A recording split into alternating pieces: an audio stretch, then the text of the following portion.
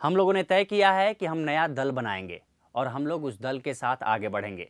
नई पार्टी का अध्यक्ष मुझे बनाया गया है। पार्टी का नाम राष्ट्रीय लोक जनता दल है। ये बातें कहते हुए उपेंद्र कुशवाहा ने तीसरी बार जेडीयू के तीर को छोड़ दिया। उपेंद्र कुशवाहा ने दावा किया कि आरएलजेपी कर्पूरी ठाकुर की विरासत को आगे बढ़ाएगी और आरजेडी के साथ हुए समझौता को खारिज करने की दिशा में काम करेगी। अब सवाल ये है कि इस उठापटक की कहानी क्या है और इसका बिहार की राजनीति पर क्या असर पड़ेगा। दरअसल पिछले एक महीने में हुए सियासी घटनाक्रम को देखें तो समझ आएगा कि जो आज हुआ है उसकी पटकथा पहले ही दिन से लिख दी गई थी। सोमवार को बस उसे अंजाम दिया गया। उपेंद्र कुशवाहा ने कहा कि नीतीश कुमार आज अपने दम पर कार्रवाई करने में असमर्थ हैं, क्योंकि उन्होंने कभी उत्तराधिकारी बनाने का प्रयास ही नहीं किया।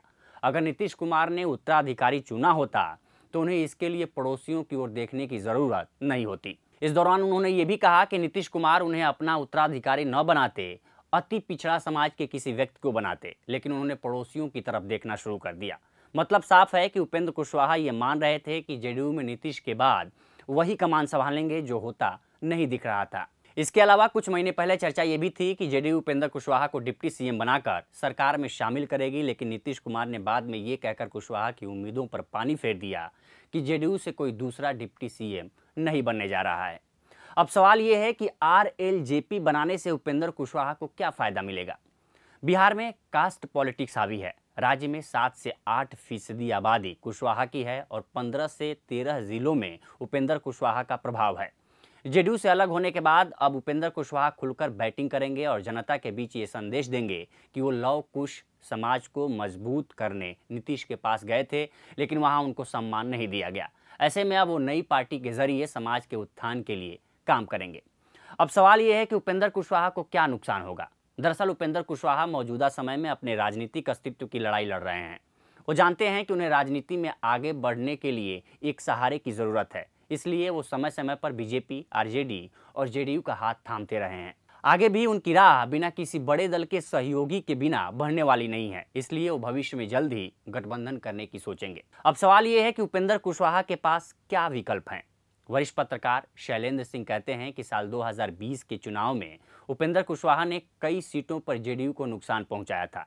इसका अंदाजा नीतीश कुमार को था, इसलिए उन्हें पार्टी में लेकर आया और संसदीय दल का अध्यक्ष और एमएलसी बनाया था। लेकिन मौजूदा जेडीयू के गठबंधन से कोई पार्टी के नेता खुश नहीं हैं, जो अभी किसी कारणवश शांत हैं। भविष्य में वो भी मौका तलाश सकते हैं।